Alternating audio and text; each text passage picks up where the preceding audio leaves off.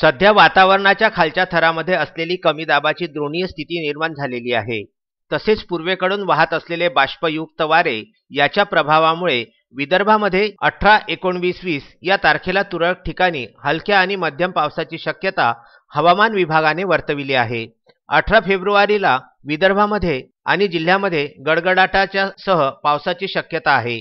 तसेच या कालावधीमध्ये तुरळक ठिकाणी गारपीट होण्याची शक्यता नाकारता येत नाही.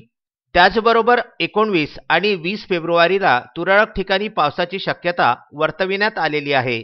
येणाऱ्या 3 दिवसांमध्ये किमान तापमान हे 2 अंश सेल्सिअसने वाढण्याची शक्यता हवामान विभागाने वर्तविली आहे. गुरुवारी विदर्भामध्ये विखुरलेल्या स्वरूपात हलक्या व मध्यम पावसाची गडगडाटासह शक्यता राहणार आहे. अनिकेत ठाकरे, विदर्भ न्यूज, अमरावती.